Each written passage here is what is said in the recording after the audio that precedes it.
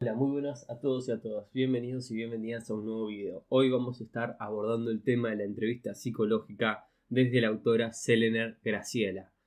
Así que si te interesa, quédate y empezamos.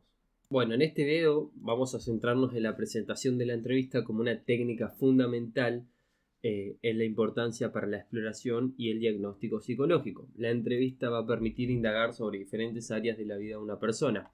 No es solo una técnica pertinente para ser utilizada en el área clínica, sino que también cubre la necesidad de información en otras áreas de incumbencia del quehacer psicológico. Por eso va a ser primordial delimitar desde el entrevistador el objetivo que se busca al iniciar una entrevista psicológica, y esto va a determinar las modalidades de técnicas a emplear. Selener y Tomzig contribuyeron a esta temática planteando que siempre que se diagnostica se está atravesando por múltiples factores que van desde lo personal, como el estilo, teoría a la que se adhiere, experiencia clínica, grado de conocimiento de los test, etc., hasta el macro contexto, el momento histórico social, institución, población a la que se asiente, etc. Afirman que toda técnica en psicodiagnóstico está atravesada por el encuadre institucional y que para poder responder a una demanda se deben conocer los códigos, la cultura y necesidades de cada ámbito, además de esa propia personalidad y las herramientas de trabajo con las que se cuentan, como por ejemplo las técnicas proyectivas. Ahora sí, la entrevista psicológica en el área clínica. Objetivos de la entrevista. El objetivo de la información obtenida a partir de esta técnica es la construcción de hipótesis metapsicológicas acerca del entrevistado, tales como el significado latente del síntoma, si es que lo hay, o la problemática que manifiesta, la relación de la misma con hitos de su historia personal y con personas significativas de su vida, el o los conflictos latentes, las fuerzas entre las que se establece el conflicto, los modelos de relaciones interpersonales, las fantasías inconscientes, las ansiedades y los mecanismos de defensa. En esta tarea se produce un proceso de constantes aproximaciones a partir de las cuales se puede arribar a un conocimiento más amplio que permite efectuar hipótesis acerca del sujeto en cuanto a la estructura psíquica y el grado de salud de enfermedad, entre otros aspectos. En función de las inferencias realizadas se efectúa un diagnóstico presuntivo. Los conocimientos adquiridos acerca del sujeto a partir de la entrevista van a ser cotejados con las producciones que el mismo realiza en cada una de las técnicas proyectivas seleccionadas para efectuar el psicodiagnóstico a través de las recurrencias y convergencias. A partir del entrecruzamiento de información obtenido en este proceso, el psicólogo podrá arribar a un diagnóstico y al pronóstico y las recomendaciones pertinentes en cada caso. Sullivan define la entrevista psicológica como una situación de dos o más personas en la que uno o más individuos esperan recibir auxilio técnico o de más expertos. La entrevista puede ser individual o grupal. Esta situación depende en cada caso de la consulta que sea realizada por una pareja o por una familia. Pero siempre es un fenómeno grupal, porque el campo está configurado por dos o más personas reales que participan efectivamente de la misma y una multitud de personas imaginarias que provienen de la experiencia subjetiva de los vínculos interiorizados por cada uno de los integrantes y que afectan el campo psicológico manifiesto. Blecher considera la entrevista como un campo psicológico en el cual los fenómenos se desarrollan, adquieren un significado en función de las relaciones que guardan entre sí sus participantes. Como en todo campo psicológico, las relaciones se configuran a partir de una serie de fuerzas en las que se incluye el entrevistador. Esto no es un observador pasivo de lo que allí transcurre con el entrevistado, sino que está en interacción con él. Por consiguiente, las conductas del entrevistador y del entrevistado deben considerarse como emergentes del campo. El entrevistador interviene formulando preguntas, respondiendo a aquellas que considere pertinente o haciendo algún tipo de señalamiento. Las modalidades no son rígidas. Estas se modifican según las características del entrevistado y del entrevistador que conforman el campo psicológico particular. Esta noción de campo en entrevista es un concepto tomado de Kurt Lewin, que dice: campo es la totalidad de hechos coexistentes concebidos como mutuamente interdependientes. Bob Lasky afirma: el entrevistado es quien define y configura el campo. Su conducta al fijar el encuadre solo toma un conjunto de variables y las convierte en constantes, dejando libertad al entrevistado para configurar todo lo que ocurra dentro de la entrevista. Es decir, que todo lo que se puede reconocer en la entrevista, un aspecto fijo, constante o invariante, que es el encuadre, y un aspecto dinámico que expresa el modo en que el entrevistado configura libremente la situación. A partir de las invariantes que forman parte del encuadre y que fija el entrevistador, se ponen de manifiesto las diferentes modalidades de cada entrevistado para configurar este campo psicológico. Se entiende entonces que lo que varía en una entrevista dependerá de las características personales del entrevistado. Este hecho dará acceso al conocimiento de las particularidades del mismo. El modo en el que el entrevistador configura dicho campo se denomina encuadre. El encuadre puede definirse como un conjunto de variables de la situación presente que el entrevistador establece como constantes, implica un cierto artificio técnico y opera como marco de referencia que permite al entrevistador inferir los significados que subyacen en la conducta del entrevistado. Encuadrar una entrevista significa establecer parámetros constantes de los cuales se destacan los roles, el tiempo, el lugar en el que la misma se desarrollará. Esto depende del contexto que tiene lugar la entrevista, institución, consultorio privado, etc. El modo en que el entrevistado acepte o no estos lineamientos dará cuenta del aspecto importante de su personalidad. A modo de ejemplo, en relación a los roles, se advierte con bastante frecuencia en la práctica clínica que el desarrollo de la entrevista, algunos entrevistados en forma permanente y frente a cualquier tema que el psicólogo intenta abordar, se tiende a eludir las respuestas colocándose en el lugar del que interroga. Si la señalada se mantiene como una actitud constante, podría implicar una tendencia a la inversión de roles por parte del consultante. Se espera que el psicólogo sea quien desempeñe dicho rol. El ejemplo desarrollado da cuenta de una conducta de no aceptación de los lineamientos del encuadre y de la entrevista. Esta conducta podrá ser focalizada como una observable a partir de la cual se podrán efectuar inferencias de segundo nivel.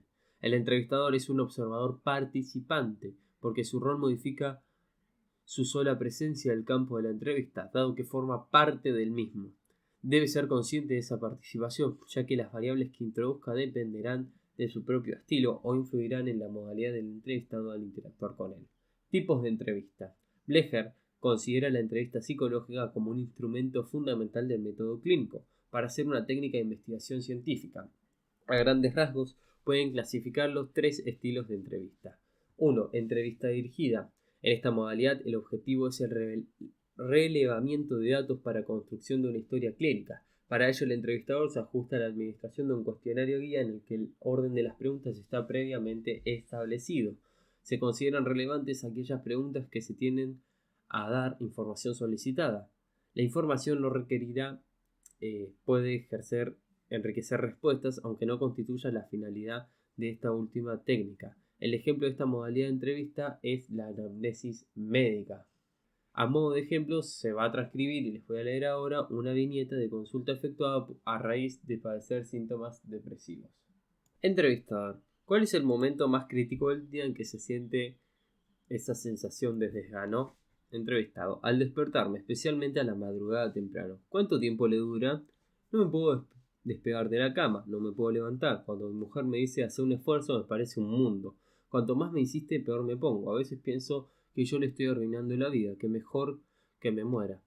Volviendo a la pregunta que le hice, ¿a qué hora empieza a sentirse un poco mejor? Recién al mediodía, a las 10. Tomo la medicación que me dio el clínico que me mandó a verlo a usted y ya a la noche todo cambia, me siento mejor. ¿Cómo duermo a la noche? Me duermo tarde, pero después de una hora, tipo 3, 4 de la madrugada, me despierto y no me puedo volver a dormir. Es tremendo, es desesperante, todo vuelve a aparecer nuevamente. ¿Cuántas horas duerme a la noche? 4 como máximo. Además del desgano que usted comentó, ¿tiene algún otro problema? Tengo mucha angustia, estoy triste, pero esa tristeza que me ahoga, que siento que me hunde. Cualquier cosa que piense en hacer me parece que es un esfuerzo sobrehumano, un mundo. No puedo. ¿Tiene deseos de comer? Sí. Esa es otra de las cosas que me pasan. Hace tiempo no tengo apetito. Pensar que antes me encantaban los dulces. Era buena hora de comer. En esta viñeta de entrevista dirigida se transcribe el momento en el que el entrevistador indaga acerca de la sintomatología para evaluar si la misma configura un estado depresivo, para la cual interroga al sujeto acerca de estados de ánimo, insomnio, apetito, fantasías de suicidio, vitalidad, etc. Para ello, releva los datos que cree pertinentes a una base de cuestionario guía. En el ejemplo se puede advertir cómo el entrevistado en ocasiones no responde específicamente a la pregunta formulada. Ello sucede en el siguiente párrafo. ¿Cuánto tiempo le dura? No me puedo despegar de la cama, no me puedo levantar cuando mi mujer me dice que haga un esfuerzo, etc. Todo relleno de contenido. Ahí el entrevistador dice, volviendo a la pregunta que le hice, ¿a qué hora empieza a sentirse un poco mejor? Recién al mediodía, a las 10. Tomo medicación, etc. El entrevistador, si bien permite que el sujeto se explaye, retoma el hilo de su interrogatorio reformulando la pregunta a fin de obtener la respuesta que necesita. Entrevista libre. En esta modalidad el objetivo es que el entrevistado configure en su mayor parte el campo psicológico de la entrevista. Para tal fin, el entrevistador solo interviene para facilitar el cumplimiento de este objetivo. Es el modelo de la entrevista psicoanalítica. A modo de ejemplo, vamos a hacer una entrevista abierta. Háblame de vos. Bueno, ¿por dónde empiezo? Soy casada, tengo 2 hijos, una nena de 2 años y un nene de 1 año. Ahora no trabajo porque tengo que dedicarme a los chicos. Son chiquitos y me necesitan. Mi esposo gana bastante bien y nos arreglamos. Además, así no tenemos que pagar a una persona para que los cuide. Es un ahorro. Suspira. ¿Qué más me puede contar de usted? Bueno, hace un tiempo empecé a sentir ahogos, es como que me falta el aire, me dura poco, trato de respirar hondo, abro la ventana y se me pasa. Hice todo tipo de estudios, pero no tengo nada. ¿Cuánto hace que empezó a sentir esos ahogos? Hace alrededor de 1 año, al poco tiempo de que naciera el nene. ¿Cómo es eso? Cuéntame un poco más. Creo que me cambió el metabolismo después del embarazo. Yo no fui la misma. El gordo me demanda mucho tiempo. Micaela se puso muy celosa y yo no sé cómo arreglarme para atender a ellos, a mi marido y a mi casa. La casa es un lido y mi marido se queja del desorden y de otras cosas. Me siento muy presionada. Mi marido me dice que me ahogo en un vaso de agua. Bueno, en esta simulación de entrevista se transcribe y bueno, actúa recién el momento inicial en el que el entrevistador, a través de una pregunta amplia, facilita que la entrevistada, ¿cómo se llama?, se presente con esa modalidad particular. O sea, comenzando por la temática que surge espontáneamente o que ella elige. Cada una y cada intervención del entrevistador mantiene la modalidad de preguntas amplias y no sugerentes. Sobre la base de atención flotante, sus intervenciones tienden a que el sujeto pueda seguir asociando, enriqueciendo el campo psicológico de la entrevista que él mismo se va configurando. A medida que este proceso se desarrolla, el psicólogo construye hipótesis metapsicológicas acerca de una trama del problema de la entrevistada o entrevistado desde los puntos de vista estructural, dinámico y económico. Entrevista semidirigida. Integra aspectos técnicos de las dos modalidades de entrevista, tanto de la libre como de la dirigida o cerrada. Al preguntarse al entrevistado por los datos de filiación, en un primer momento. En un segundo momento se apela a la técnica libre, cuando el psicólogo efectúa una pregunta amplia con la finalidad de que el sujeto hable acerca de sí mismo. Generalmente este es el momento en que se espera que el entrevistado desarrolle el motivo de consulta y otros tópicos relacionados con su vida y su problemática.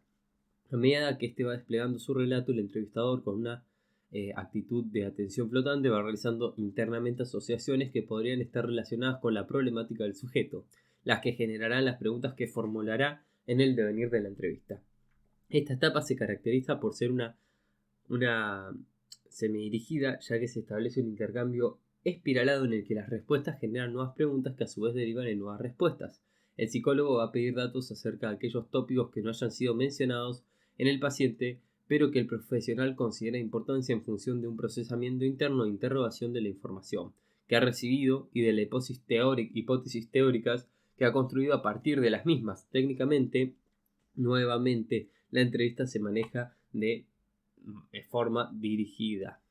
La entrevista semidirigida es el modelo elegido para el psicodiagnóstico. Luisa Sequier de Ocampo y Esther García Arseno sugieren comenzar con una técnica dirigida que corresponde al momento de presentación, explicitación del encuadre, solicitud de datos de filiación del entrevistado, proseguir con la técnica libre y por último emplear nuevamente la técnica dirigida para completar la información necesaria en la que se irá preguntando sobre las distintas áreas de la vida del sujeto. Vamos a hacer un ejemplo de lo que acabo de explicar recién. Entrevistador, ¿cómo está usted? Yo soy el licenciado Nicolás.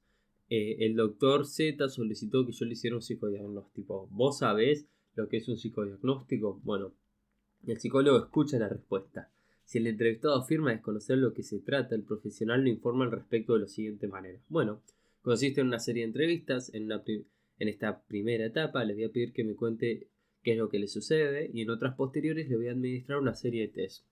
En algunos va a tener que dibujar, en otros va a tener que crear historias sobre algunas láminas que le va a mostrar, etc. Una vez finalizada la toma de los tests, luego de aproximarse una semana, vamos a tener una nueva entrevista que posiblemente sea la última en la que usted y yo conversemos acerca de la información que he obtenido como resultado de la evaluación diagnóstica. Por otro lado, el Dr. Z le enviaré un informe por escrito.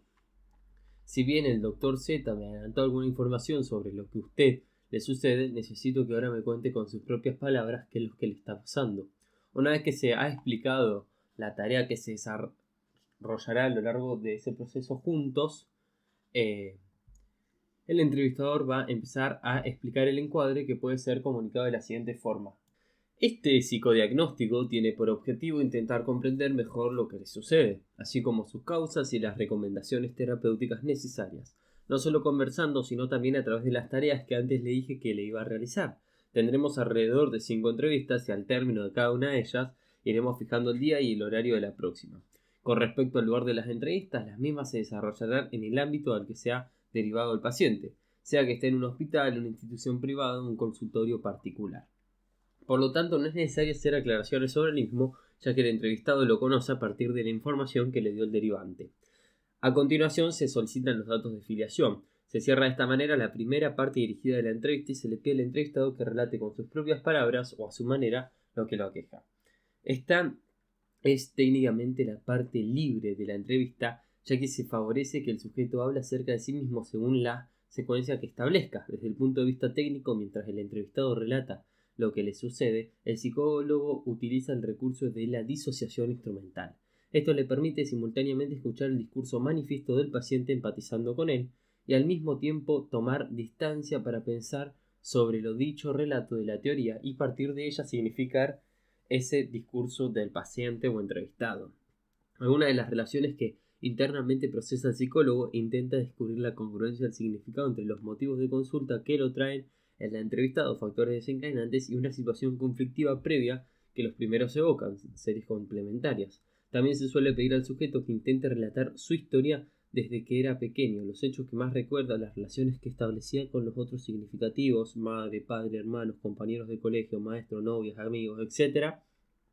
Y de esta forma se hace un recorrido de la versión de la propia historia que aportará los datos acerca de las figuras significativas, los modelos de identificación, el estilo de vínculos primarios, de sus grupos de pertenencia, etc. El psicólogo pedirá información acerca de aspectos de la vida del entrevistado que éste no haya desarrollado espontáneamente o que el profesional crea que puede tener una relación dinámica con la problemática, que comienza a desplegarse como un rompecabezas ante sus ojos. Técnicamente, nuevamente la entrevista se maneja de manera dirigida. La entrevista termina cuando el psicólogo cree contar con suficiente información como para efectuar una aproximación comprensiva de lo que le sucede al sujeto. Al finalizar la entrevista se combina con el entrevistado fecha y hora para efectuar la siguiente reunión, comunicándole que en la misma van a hacer otro tipo de tarea, como ya se ha explicitado al principio de la entrevista. En el modelo de entrevista que se utiliza en el psicodiagnóstico se puede hablar de 3 momentos. 1. Apertura, corresponde a la presentación del entrevistador y el entrevistado y el relevamiento de datos de filiación. 2. El desarrollo, el entrevistado brinda información y el entrevistador realiza las preguntas que consideran necesarias. Y 3. Cierre, se fijan las pautas a seguir en las próximas entrevistas. A partir del desarrollo de estos 3 momentos, teniendo en cuenta las hipótesis que surgen a partir de las observables y considerando el motivo de consulta manifiesto y lo que se deduce como motivo subyacente o latente, se podrá planificar la batería a administrar, seleccionando las pruebas o test que se consideren pertinentes.